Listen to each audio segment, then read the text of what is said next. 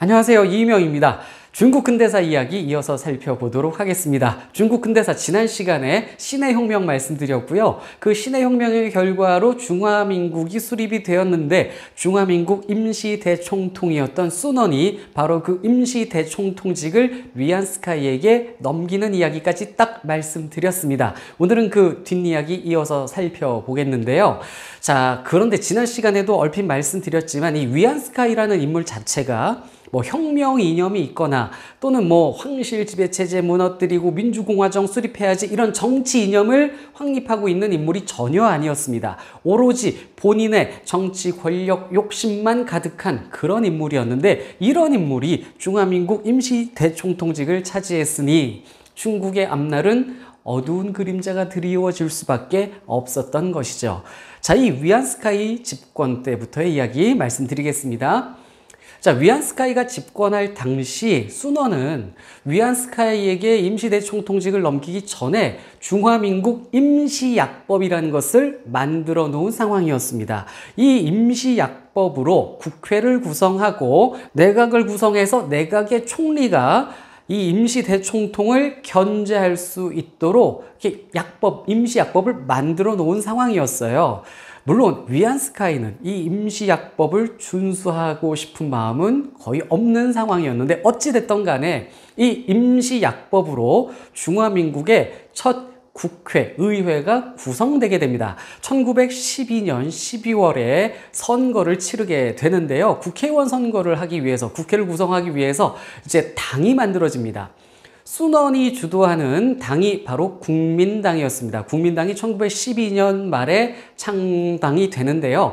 학생들이 우리나라 동아시아사 교과서에서는 중국 국민당의 창당을 1919년으로 배웁니다. 그런데 그거는 중화민국의 이 국민당이 무너졌다가 재창당되는 연도고요. 사실은 1912년이 처음 시작된 그런 연도예요. 아무튼 순원이 자기가 그동안 이루어왔던 중국 동맹회를 기반으로 국민당을 이제 창당을 했고요. 선거에 참여를 하게 됩니다. 그 다음에 또 다른 세력들이 있어요. 이 순원의 중국 동맹회 세력은 사실은 해외에서 혁명 활동을 했던 세력이잖아요. 그런데 신해혁명 당시 순원의 중국 동맹회와는 별개로 우창에서 신군이 봉기하고 그 다음에 독립을 선언하고 이랬던 세력이 있어요. 이 신해혁명을 일으킨 세력들. 그 세력들이 만든 당이 따로 있었습니다. 그게 공화당이었어요. 순원의 국민당이나 또 따로 만들어진 공화당 모두 혁명 정신이 있는 그런 정당으로 출범을 한 것이었죠. 선거에 참여하게 됩니다. 또 이때 량치차오가 만든 당이 있었어요. 량치차오의 당이 민주당이었는데 제 강의 쭉 보신 분들은 아시겠지만 량치차오는 공화정을 주장하는 인물이 애초에 아니었고 입헌제도, 입헌군주제도를 만들어 가려고 노력했었던 그런 인물이었어요. 아무튼 혁명이 만들어진 이후, 혁명이 전개된 이후 량치차오는 민주당이라는 것을 만들어서 선거에 참여하게 되는데 당시로서는 이 민주당은 좀 온건한 계열 이렇게 볼 수가 있겠습니다. 그 외에도 군소정당들이 몇 개가 더 생겼는데 아무튼 선거의 결과 의회를 보면은요. 당시 임시약법으로는 의회를 양원제로 만들어 놨었어요. 참의원이 있고 중의원이 있는 이런 그 참의원, 중의원, 양원제로 구성을 했는데 이 참의원, 중의원 모두 국민당이 주도하는 그런 선거 결과가 나왔습니다. 순원의 국민당이요. 참의원, 중의원 모두 과반을 넘게 차지한 것은 아니었는데 과반 거의 가까운 숫자의 의석을 국민당이 차지를 하게 된 겁니다. 그리고 2위가 공화당이었어요. 공화당이 2위의 의석을 차지했고 그 다음에 이 민주당과 여러 다른 정당들이 나머지 의석들을 조금씩 나눠 갖는 그러한 선거 결과가 나왔습니다. 아무튼 이렇게 해서 중화민국의 의회는 참의원, 중의원 모두 국민당이 주도를 하게 된 겁니다. 그리고 참의원, 중의원 모두 의장을 국민당이 맡게 된 것이었죠. 자, 전국이 이렇게 되니까 위안스카이가 불안해졌습니다. 국민당이 주도하는 정국의 형세가 만들어진 것이거든요. 자, 이 정치 권력 욕심 많은 위안스카이는 그래서 이제 국민당을 본격적으로 견제를 하고 자기의 정치 권력을 키워나갈 그러한 구상을 하게 됩니다. 먼저 어떻게 하냐면요. 자객을 고용해 가지고요. 중국 국민당을 당시 이끌고 있었던 숭자오런이라는 인물을 암살을 해버립니다. 이렇게 해서 중국 국민당의 구심점을 흔들어 버린 거예요. 그리고 자, 본인이 이제 정권을 장악하려면 일단은 자기는 군사력은 막강하게 갖추고 있습니다. 북양군을 원래 기반으로 갖고 임시 대총통치까지 얻게 된 것이었잖아요. 군사력은 갖고 있는데 자, 이 군대를 유지하고 정권을 잘 유지하고 이런저런 정책들을 이행하기 위해서는 돈이 필요합니다. 자금이 필요해요. 국가 재정을 완전히 자기가 장악하고 확보를 해야 되는데 당시 세금이 제대로 거치고 있는 상황이 아니었어요. 청나라 말기부터 워낙에 혼란스러웠고 지방에서 세금이 제대로 올라오지 않는 그런 상황이었어요. 청나라 말기를 그대로 이어받은 위안스카이가 전국을 제대로 통치하기 위해서 장악하거나 안정을 시킨 상황이 아니었잖아요. 그런데 이 국가 통치 제도를 제대로 정비하고 안정시키지 않은 상황에서 돈은 필요하니까 어떻게 했냐면 외국으로부터 차관을 도입하기로 합니다. 그래서 영국, 프랑스, 러시아, 독일 등에게 위안스카이가 접근을 해서요, 차관을 얻어내려고 합니다.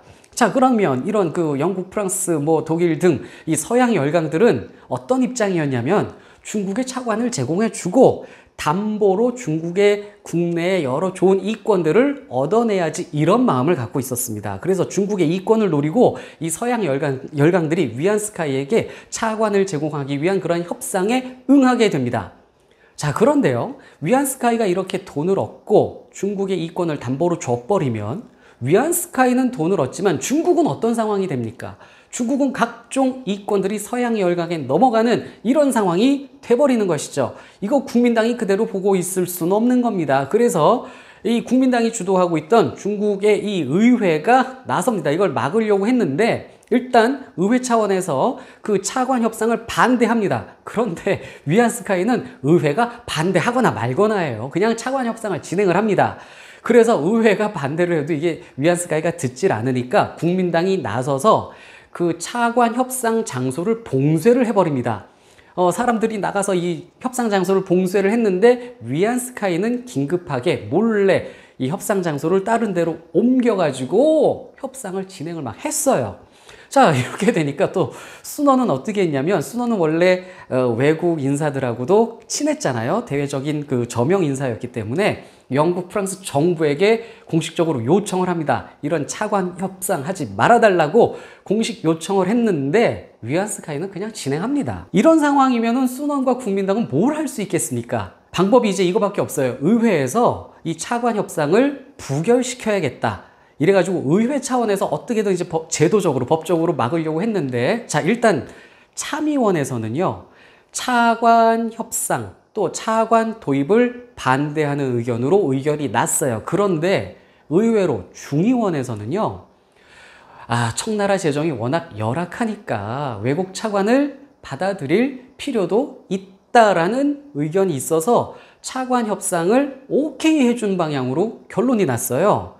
자, 위안스카이가 이렇게 되니까 차관 협상을 더 적극적으로 하게 된 거예요. 자, 그래서 국민당은요, 안 되겠다. 그냥 위안스카이를 힘으로, 무력으로 몰아내야 되겠다라는 이런 결정을 하게 됩니다. 자, 국민당 입장에서, 순원 입장에서 의회가 반대해도 안 되고, 협상장 봉쇄해도 안 되고, 의회에서 부결시켜도 안 되고, 위안스카이 지 멋대로니까. 그러면 힘으로, 무력으로라도 위안스카이를 몰아내야 되겠다. 이런 결정을 했는데, 자, 그런데 우리가 계속 영상에서 제가 말씀드렸지만 무력, 군사력은 위안스카이가 더 막강합니다. 한 수 위에요. 국민당의 군대로는, 국민당의 무력으로는 위안스카이를 제거하기는 힘든 상황이었는데 게다가 무슨 일이 있었냐면 국민당의 이런 모습, 이런 움직임이 일어나니까 위안스카이는요, 군내에 국민당 계열 고위 도독을 3명을 그냥 잘라버립니다. 파면시켜버렸어요. 이 도독은 군 지휘관 아닙니까? 이 국민당 계열의 고위 군 지휘관들을 잘라버린 겁니다. 자, 국민당은 이렇게 되니까 마음이 급해졌죠. 급해지니까 그냥 군대를 일으켰습니다. 남쪽에서부터 위안스카이를 몰아내겠다고 군대를 일으켰는데요. 자, 이것을요, 신의 혁명 이후에 벌어진 2차 혁명 또는 제2의 혁명 이렇게 부르게 되는 겁니다. 그런데 이렇게 제2혁명이 벌어졌는데 국민당 군대는 역시 위안스카이 군대보다 약했고 또 결속력도 떨어졌습니다. 위안스카이가 군사력이 우월했기 때문에 이 제2혁명 국민당 군대를 진압을 해버렸어요. 이 결과 순원은요, 일본으로 다시 망명을 가는 그런 상황까지 발생을 했습니다. 자, 이렇게 위안스카이가 군사력으로 이 국민당을 찍어 눌러 버렸으니 이젠 거칠 것이 없습니다. 워낙에 거칠 것 없이 지 멋대로 하려고 했는데 뭐 이젠 국민당까지 완전히 그냥 찍어 눌렀으니까, 군사력으로 찍어 눌렀으니까 더 날뛰게 되는 것이죠. 위안스카이가 어떻게 하냐면요, 자금을 모아서 자기 돈으로 건달들을 모아가지고 공민단이라는 단체를 만들어요. 자, 건달들 단체예요. 정치 건달 단체, 정치 깡패들 모아가지고 얘네들로 하여금 국회의원들을 협박을 합니다. 협박을 해서 국회에서 이 위안스카이를 임시 대총통이 아니라 정식 대총통으로 선출하게끔 해버렸습니다. 그래서 1913년 10월 위안스카이는요, 이 임시 대총통에서 이제 임시자 띄게 됩니다. 대총통, 정식 대총통이 됐고요. 정식 대총통이 되자마자 한 일이 뭐냐면 국민당을 해산시켜버립니다. 국민당을 아예 없애버리는데, 이 국민당을 없애는 구실은 뭐냐면 국민당이 내란을 일으켰기 때문이다. 내란 세력이다 이거예요. 제2혁명을 일으켰잖아요. 그 내란이다 이거예요. 그래서 국민당을 없애버리고 그 다음에 국회의원들 집을 쳐들어가서 집을 막 수색을 합니다. 수색을 해서 국민당 관련된 자료가 나오잖아요. 그러면 그 국회의원직을 뺏어버렸습니다. 국회의원직을 없애버렸어요. 국민당에 가담했다 그러면 반란 세력이다, 내란 세력이다, 그래서 국회의원직을 박탈을 했는데, 이렇게 국회의원직을 뺏긴 인물이 당시 총 438명이었습니다. 이러다 보니까 참의원이고 중의원이고 그냥 의원들이 다 잘려가지고 국회에 의원 정족수를 채울 수가 없게 된 겁니다. 의회가 유명무실화 된 것이죠. 그래서 상황을 이렇게 만들어버린 위안스카이는 1914년 1월에 공식적으로 의회를 해산시켜버립니다. 자, 의회도 없애버렸어요. 그리고 또 더 나가서 무슨 짓을 하냐면 임시약법 있었잖아요. 이걸 없애버립니다. 의회 독재를 만들어낸 악법이다 라며 임시약법 없애고요. 자기가 새롭게 법을 만듭니다. 그게 중화민국 약법, 일명 신약법이라는 걸 만들어낸 거예요. 자, 이 신약법, 중화민국 약법에 의하면 일단 총통의 임기를 10년으로 늘렸고요. 그 다음에 의회는 양원제에서 단원제로 하나로 묶어버렸고요. 그리고 이 총통, 대총통이 뭐 외교, 군사, 재정에 관한 모든 업무를 다 장악할 수 있게끔 그렇게 만들어 버렸습니다. 그래서 대총통의 직권을 엄청 강화시키고 의회를 약화시킨 그런 법이 이 위안스카이가 추진한 중화민국 약법, 신약법이다, 이렇게 볼 수가 있습니다. 위안스카이의 세상이에요.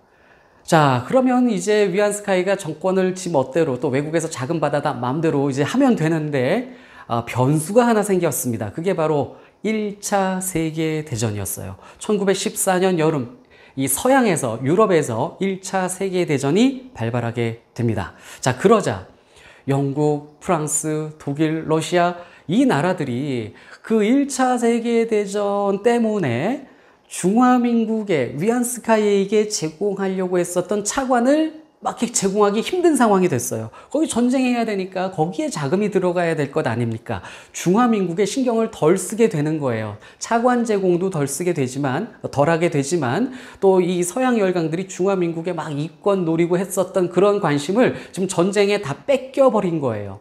자, 이런 상황이 됐는데 이런 중국을 노리고 들어온 게 바로 일본이었습니다. 서양 열강들이 1차 세계대전에 정신 팔려서 중국에 신경 안 쓸 때 이 틈을 노려서 우리 일본이 대륙 진출을 하는 기회를 만들어 보자, 이렇게 된 것이죠. 그래서 일본이 영일동맹을 구실로, 당시 1902년부터 영일동맹이 만들어진 관계였거든요. 당시 1차 세계대전 중에 영국은 독일과 싸우는 상황이었죠.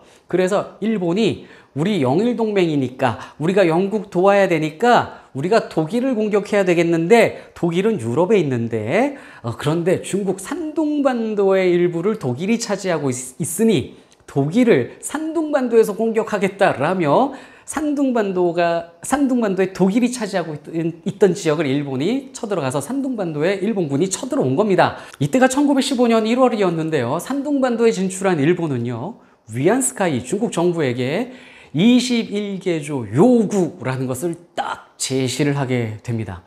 21개조 요구인데요. 이거는 총 5호라는 걸로 구분이 되어 있는데 1호가 1조에서 4조, 그 다음에 2호가 5조에서 11조 막 이렇게 나눠져 있어요. 그래서 총 5호까지 합쳐서 21개조의 내용이 들어가 있어서 이걸 21개조 요구라고 부릅니다. 자, 그런데 내용이 어떠냐면 굵직한 것만 좀 말씀드릴게요.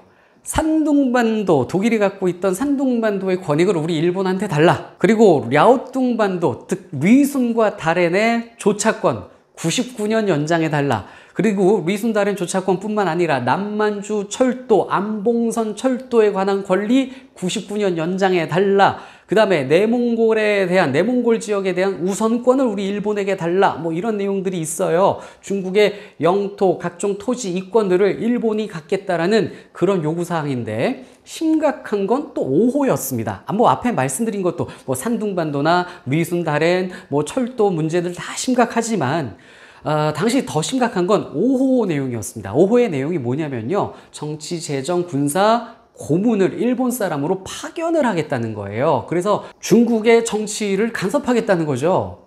또 일본 경찰들을 파견하겠다는 겁니다. 이런 내용들은요, 바로 내정 간섭 요소들이 있는 거예요. 주권을 아주 심각하게 침해하는 그런 요소들이 있는 겁니다. 자, 이런 요구를 위안스카이가 받았어요. 위안스카이도 처음에 이거 바로 오케이 안 했어요. 위안스카이도 이거 받아들이긴 너무 힘든 내용이었거든요.